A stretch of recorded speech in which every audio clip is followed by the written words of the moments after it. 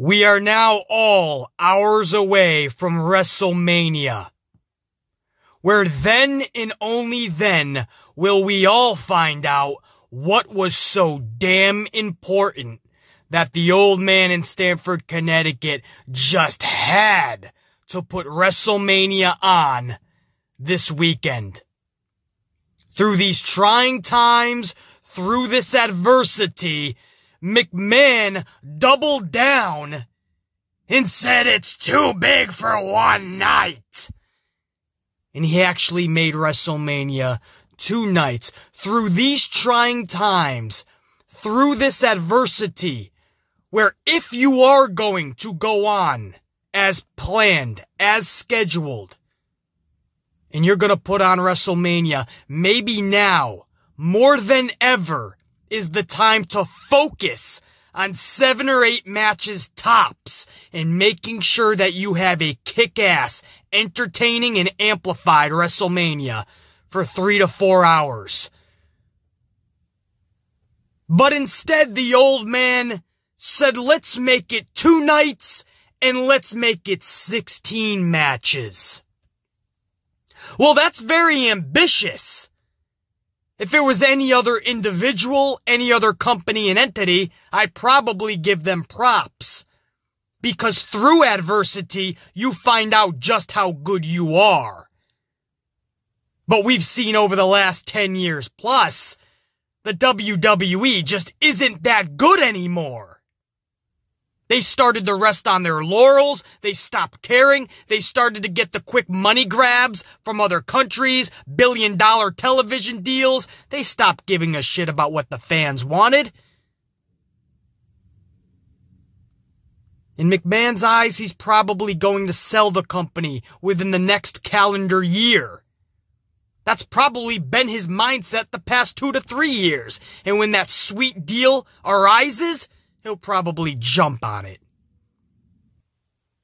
But instead of delivering 1 night of action, 3 to 4 hours, 7 to 8 matches tops, instead he splits it into 2 different nights, 16 matches, and over 8 hours of content. Because he wants to drive as much focus to his failing WWE network. And you want to say BC isn't that smart business? He's already losing tens of millions of dollars from WrestleMania, what he would have gained had WrestleMania gone on as scheduled from Tampa Bay. But no, that's my point. He is willing to sacrifice his product for any type of gain imaginable. To Vince McMahon, every gain is the gain of utmost proportions. And that's just not a fact of life. Because in life, we all find out that every gain is added up unequally. There's a difference in every type of gain that you bring in. And they all go into a different category. You gain some subscriptions on your network, but your product fails in the process. You lose eyeballs. You lose interest. People leave the network because you delivered a lackluster product. That's my point. If you're willing to make gains by losing the heart of what you do, the very centerpiece, the fabric, the damn nucleus of who and what you are, and you're willing to lose that prestige for some fucking monetary gains in subpar categories, then you are a failed businessman at that point.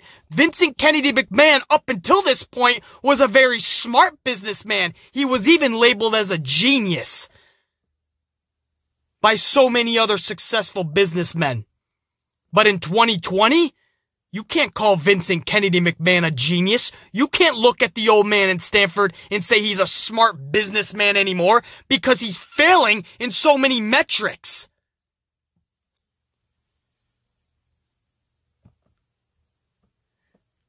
Quick money grabs isn't going to make you a successful businessman. Because when you look at what's going on long term, oh, my friends, that tells a whole different side of the story. That's a horse of a different color. So here we are. My opening monologue, my point. Tonight we find out what the old man actually has in store. I'll reserve my judgment. You guys know how I feel. But I'll reserve that for the good, the bad, and the ugly for night 1 on Sunday morning, and the good, the bad, and the ugly night 2's review on Monday morning. That's when you'll get my full amplified review, and I'll tell you exactly what I thought of these 2 nights of WrestleMania. But I'll reserve that judgment. But my point is, he made his bed, now he's got to lie in it. You made this 2 nights. You said, Vince, you said it in your own words, that this is too big for one night. Now your fans, your audience, your crowd, they hold you accountable for those words. Tonight we find out just how big it is for one night. Tonight we find out what was so important. Tonight we find out what epic surprises, what a huge, entertaining show you have for us. Tonight we find out. And if you fail, Vince, then you're absolutely going to hear about it from your entire audience, as you should. If you succeed, people like the Amplified Man, I will absolutely say I was wrong. This was too big for one night. They delivered. That was entertaining. And they are back on track. This company still has it. I'll even do the chant with a couple of claps. They still got it. They still got it. Come on. I'll admit it. I'm not that prideful of a man. But you gotta show me, Vince. You gotta show us. You said it was too big for one night. You're the one who went on accordingly. WrestleMania has a prestige to it, or at least it should. It should be protected. If it needed to be postponed, then so be it. But to put it on in a lackluster fashion, that, my friend, is unacceptable. Tonight we find out if he sabotaged his own product, if he sabotaged the good name of WrestleMania, or if WrestleMania is gonna live up to everything that it once was and still should be. Tonight we find out everything. And that, my friends, is the opening monologue. Now we talk Smackdown, the go-home show for WrestleMania, April 3rd, 2020.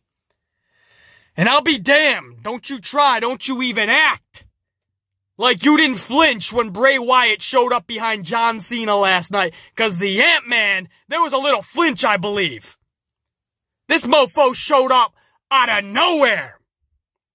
Brilliantly done. They finally are using the PC as it should be used.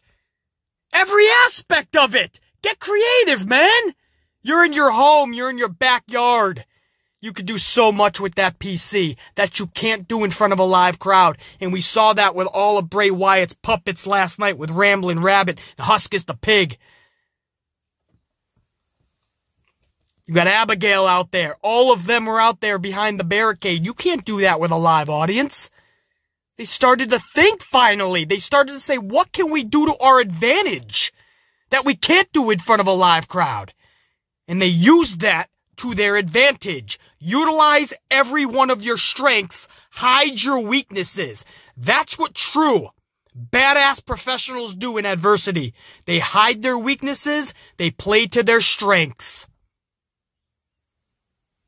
You had Wyatt up on the platform, the Fiend, I should say. When the lights went out, they came back on, and Bray Wyatt is right behind John Cena. Cena doesn't even know he's there. Let me in!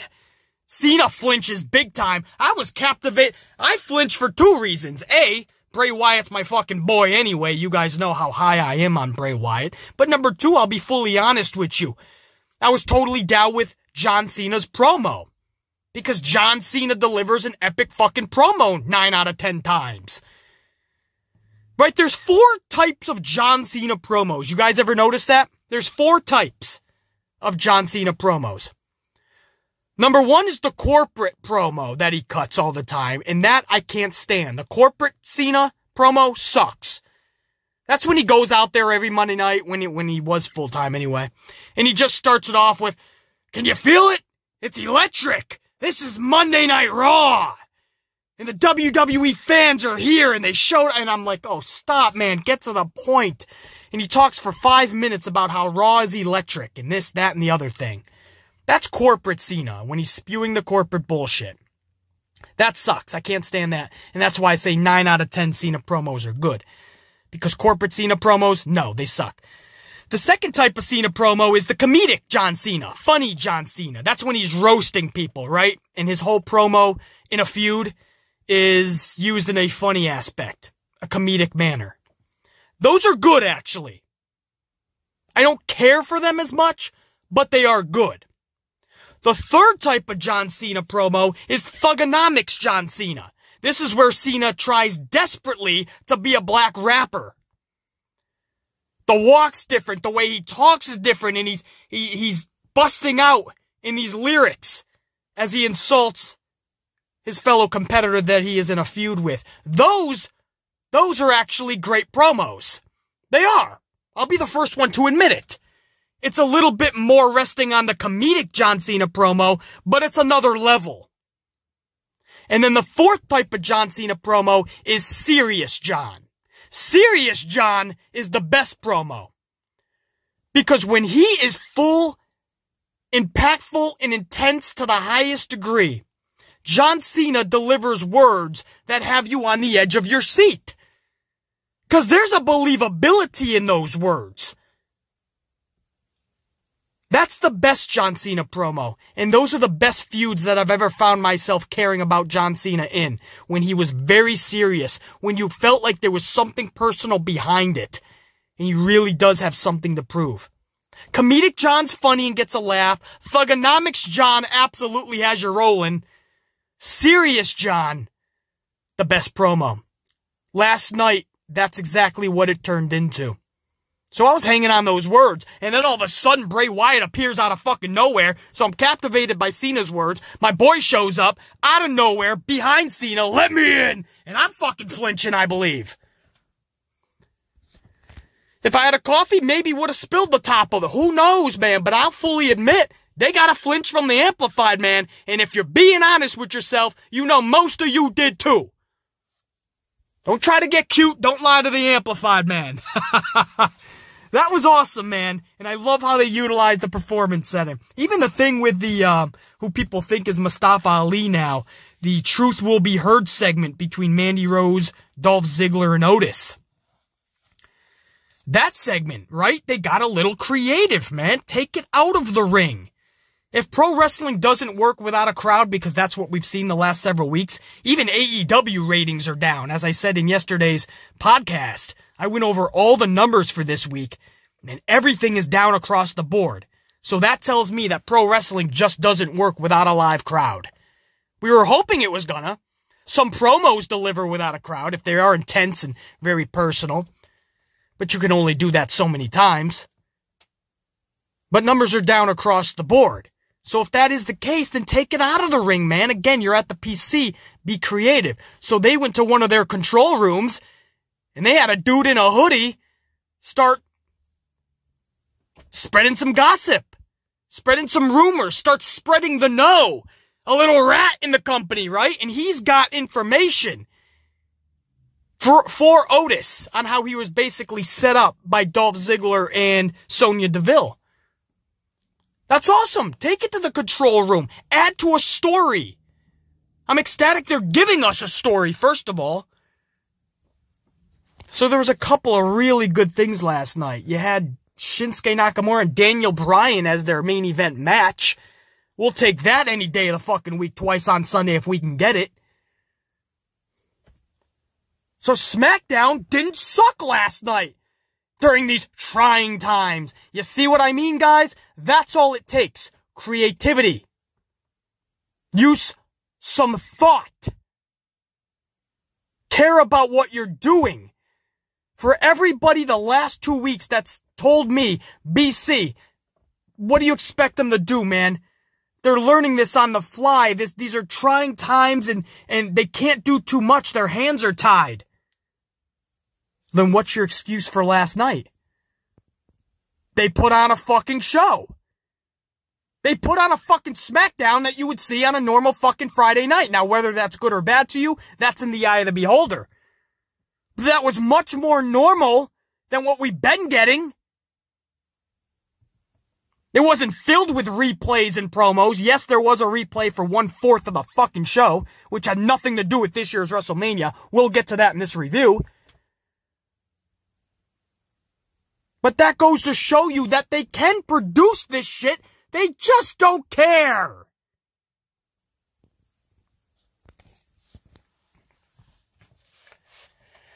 Last night's Smackdown didn't suck. There's a start. Now, there were some things that absolutely were fucking so bad that you couldn't help but fucking laugh.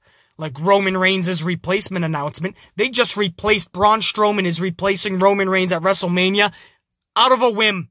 If you blinked, you would have missed it. If you flipped the channel for like 3 seconds, you would have missed it. Michael Cole just announced it like nothing without any explanation at all. And we heard from Triple H that there was going to be a unique way to write Roman out of WrestleMania. And I even mentioned that on the podcast. But some people in this community, they took it way too far, man. They started making videos on this shit, fucking put it in headlines and shit. They got had. How the fuck you gonna be that gullible that you're honestly gonna think WWE's gonna think of a unique way to write Roman Reigns out of WrestleMania? Some gullible schmucks in this community actually believe Triple H's words. They clinged on his package. Oh, the almighty Trips said this, so it must be happening. There was people in this community that actually thought Roman was being written off on a unique way. Now, I at least thought he would be maybe jumped in a parking lot or something, right? Think of something, but unique? Fuck no! Not in this company. There was people actually upset last night because he wasn't written off in what Triple H promised was going to be a unique way. No, you're just gullible as fuck. I knew damn well that was a lie. But I was, however, expecting some type of explanation. Nothing. Braun Strowman is just announced as a replacement, no explanation, no nothing. That is so fucking mind-bogglingly stupid, tragic, and sad that you couldn't help but just fucking laugh. And again, if you were one of those gullible schmucks that actually thought there was going to be a unique way, then I could see why you're upset, because you look like a fucking clown this morning. But the Amplified, man? Nah, brah. This company ain't gonna do anything unique, especially not through adversity, not through these times. I could not believe that. I'll touch up on that during this review as well. And then again, you had a fucking replay that took up 1/4 of the show that had nothing to do with WrestleMania. Shawn Michaels, Ric Flair from WrestleMania 24 in 2008. Well, if that's not getting you excited for WrestleMania this year, then I don't know what's gonna. We kick off the show with the Usos in the New Day. Middle of the ring, bickering like 4 annoying brothers. The dirt sheet hit the top of the ramp and start talking that dirt, triggering both the Usos and the New Day. All 3 teams start brawling, but when all is said and done, the Usos in the New Day ended up being laid out as the dirt sheet celebrated the beatdown, standing atop 2 large ladders located on the stage. And that, my friends, is your final build for this supposed ladder match. We still don't even know if Miz is actually participating in WrestleMania or not. We heard that he was under the weather because of this wabaka that's sweeping the globe, and that they were thinking of alternative plans for this ladder match. No harm, no foul. It wasn't a horrible segment. I'm just done with seeing the Usos and the New Day together. I honestly feel, and this might sound like it's supposed to be funny, but this is real, guys. I believe that in 2030, the year 2030, we're still going to see Usos and New Day. I'm done with saying, wow, they put on good matches, though. Doesn't matter. McDonald's is good every now and again. That doesn't mean I need it 4 times a week. I don't need to see the Usos and the New Day wrestle 12 times a year, because that's what we get on average. The first matchup of the night was used as the final build for the 5-pack championship match for Bayley's title at WrestleMania. This was a triple threat involving Naomi, Lacey Evans, and Tamina.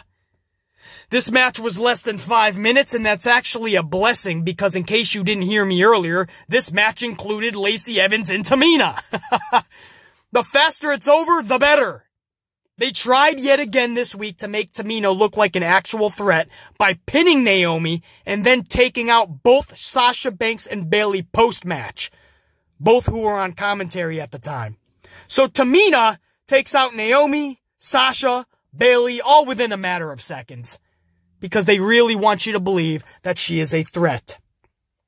Tamina couldn't wrestle her way out of a cardboard box, but I'm supposed to believe she could take out Naomi, Sasha, and Bayley all at once.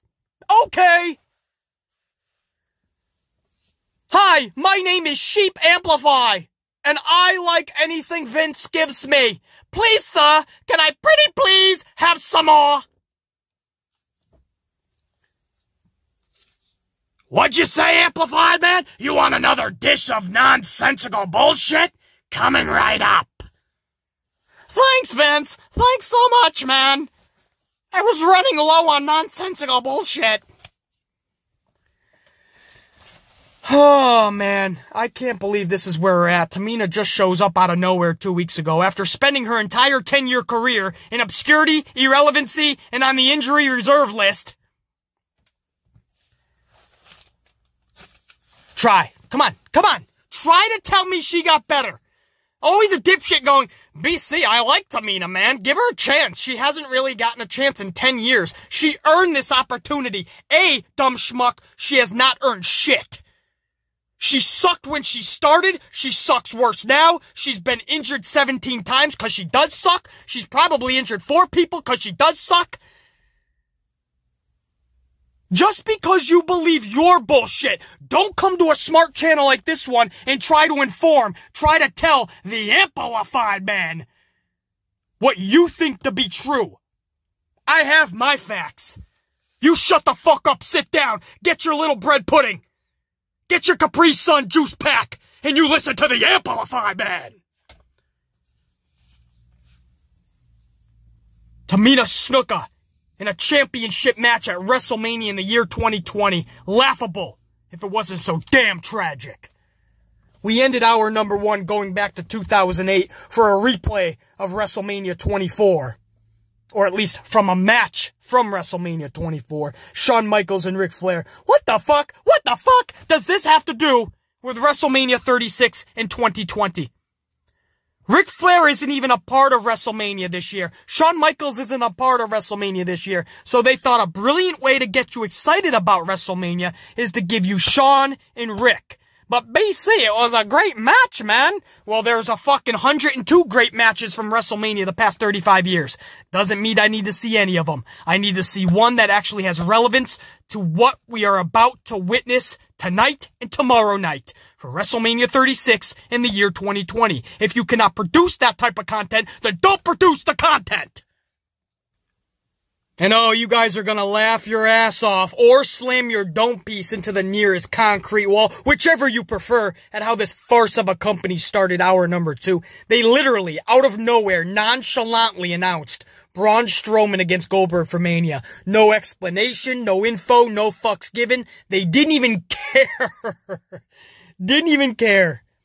And to think that there were a ton of gullible schmucks that actually believed the rumors that were circulating the dirt sheets that WWE had a unique way to switch Roman out for Braun. Oh yeah, very unique.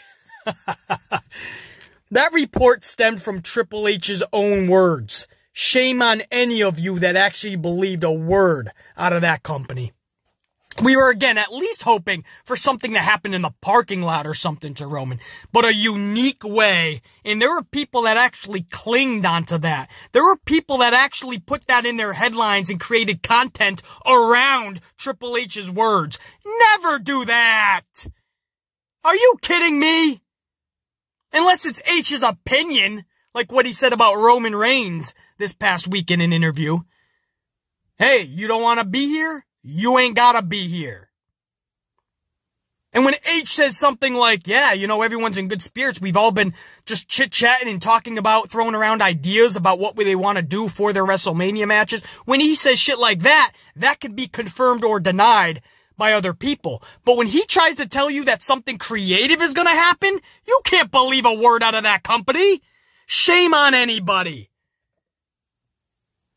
And for anybody that claims to be a smart fan, for anybody that claims that they know what's going on in this business, if you believe that BS, shame on you big time, man.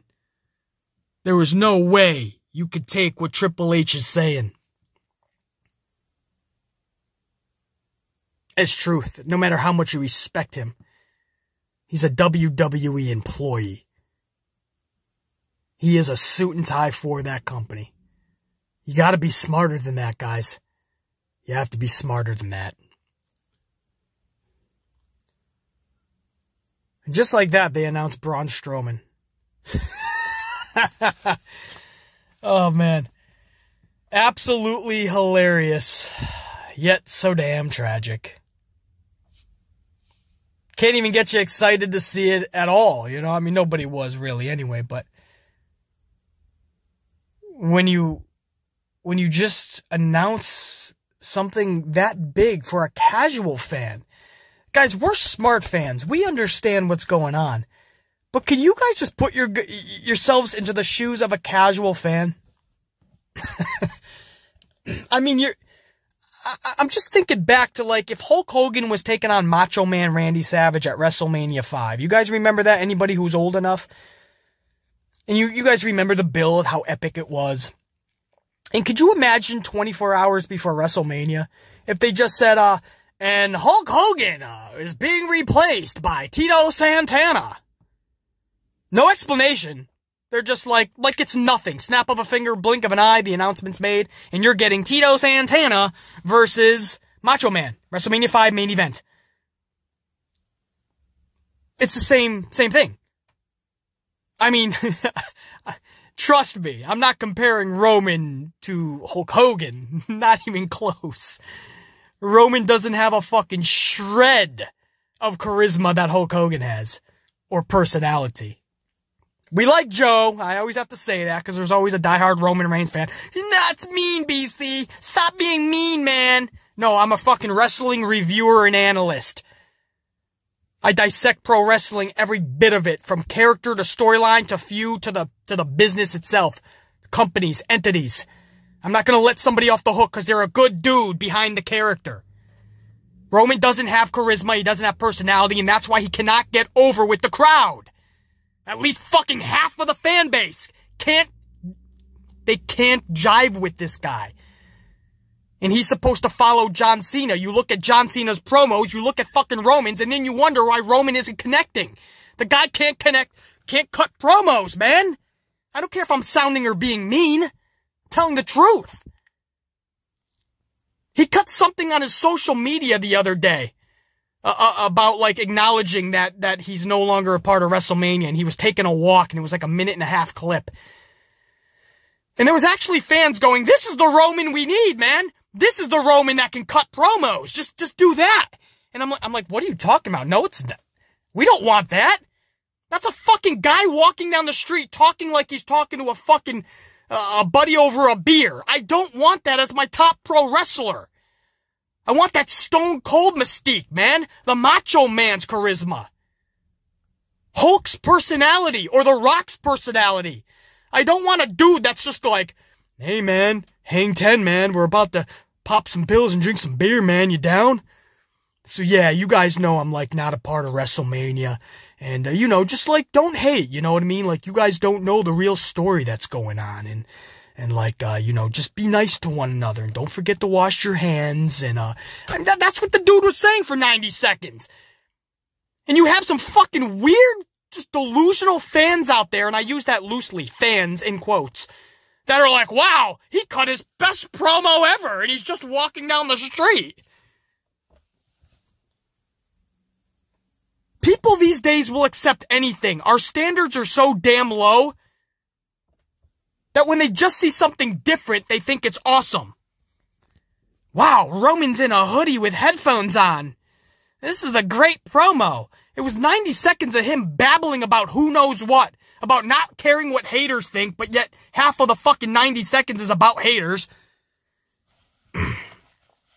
Acknowledging that he's no longer a part of WrestleMania, but not giving us any reason. It's 90 seconds of just saying, oh, well, you guys don't know the real story. Well, help us, Roman. Help us, Joe. Tell us the real story.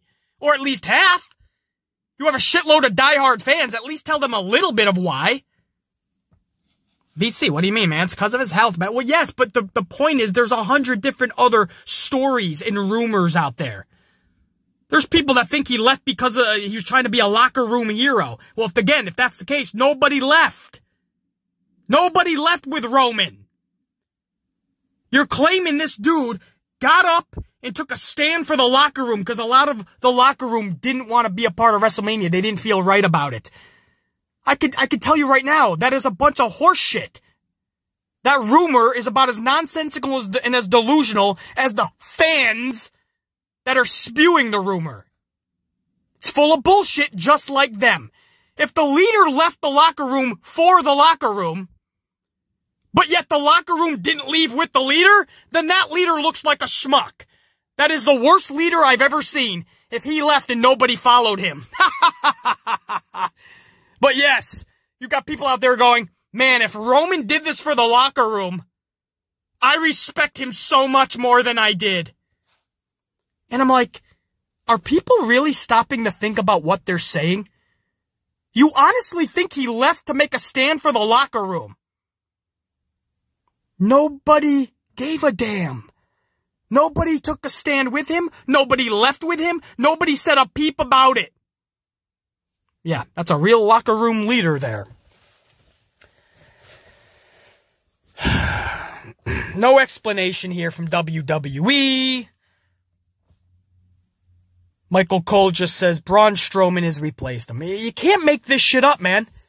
So even if you thought, okay, they're going to make a last-ditch effort 24 hours before to make us care about Braun and Goldberg, nope. They're just like, well, this is going to happen now. The casual fan must be like, what the huh? And they say it like you're just dumb. You're just dumb. You're going to accept whatever they feed you.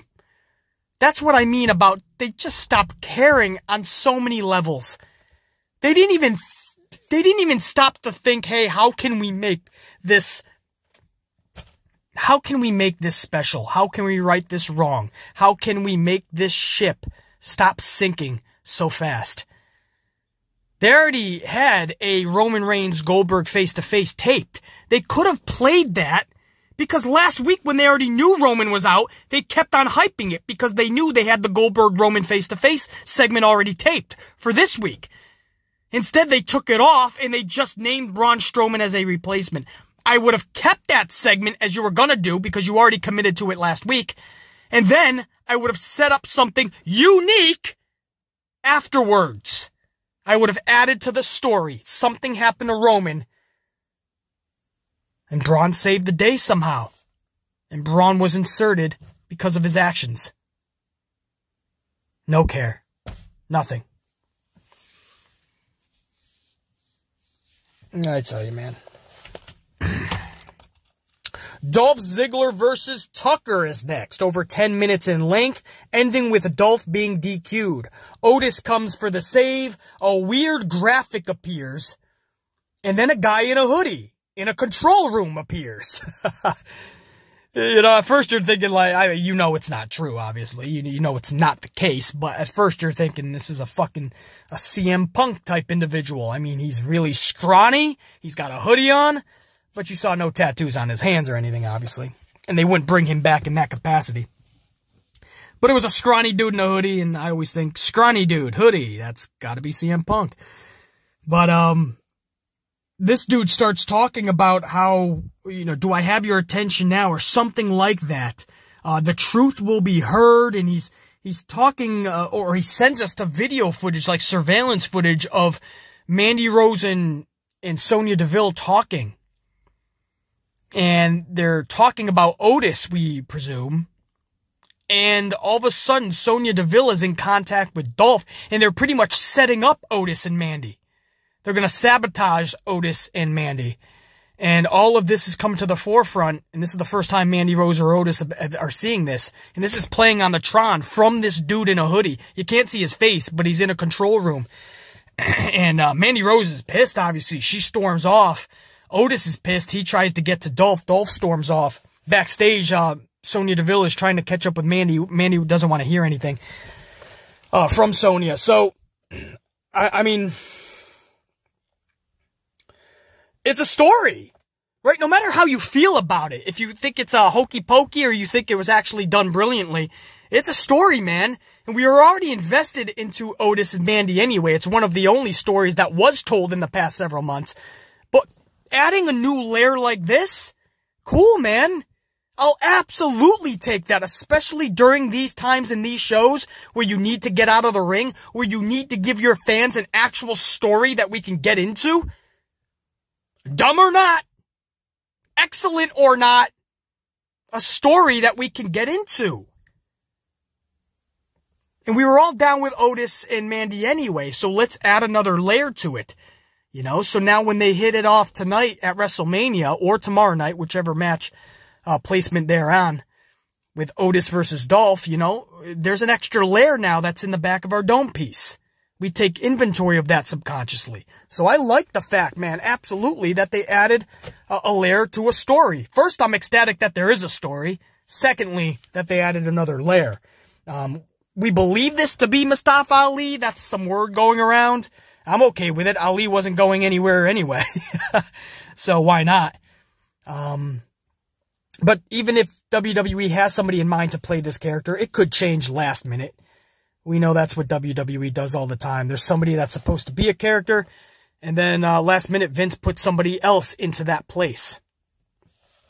So remains to be seen, man. But that definitely, whether you liked it or not, that definitely made you perk up and take notice. Like, what the fuck is happening? Next up was a solid match between Daniel Bryan and Shinsuke Nakamura, obviously, because it's Shinsuke Nakamura and Daniel Bryan.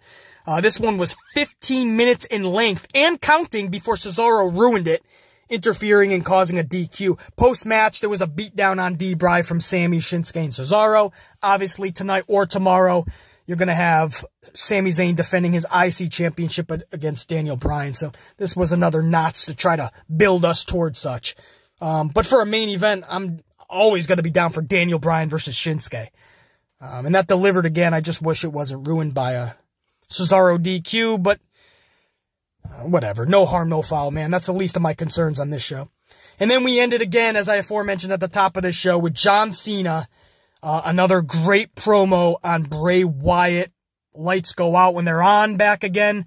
Bray Wyatt is up on that Performance Center platform, The Fiend. And even before we got to that, all the puppets were surrounding the barricade. Huskus the Pig was out there, Ramblin' Rabbit, Abigail. They were all out there. That weird, what the fuck is that frog-type looking thing? What the hell that is. Sorry, frog thing. But they were all out there, and again, that's what I mean about utilizing the PC to the best of your abilities. Play to your strengths, hide your weaknesses. And that's what they did. You can't do that type of thing, obviously, with a crowd. You need somebody, a human being, to play that puppet. So, of course, you need to hide them behind the barricade. Well, if there's fans there, you can't do that. So, they thought of something last night. This was probably Bray Wyatt's idea. Wouldn't fucking doubt it one bit. And they did something really cool. So unique, man. That's unique. And again, probably because it's from Bray Wyatt. Bray Wyatt's the fucking best. I love these fucking schmucks. Bray Wyatt's ruined. Bray Wyatt's buried. Bray Wyatt sucks. Bray Wyatt's fucking wasted. Shut up! Corporate is doing everything they can to do such. Bray Wyatt is still the fucking best in this business. Sit the fuck! Oh my God, I love delusional fucks. I think Bray Wyatt's fucking, no longer good. Yeah, okay. So Bray Wyatt then, the Fiend, appears after this, interaction between these puppets and John Cena. Even Rambling Rabbit goes, uh-oh, he's here.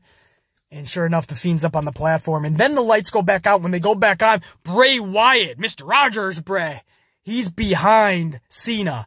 But he's not the happy-go-lucky smiling Mr. Rogers Bray. He's got that serious look. Cena doesn't even know he's there. And he just, let me in. And Cena flinches. He jumps, man. You watch the replay. Cena jumped a good 2 feet. It was awesome, man. Lights go back out. Both are gone. The Fiend's gone and Mr. Rogers Bray.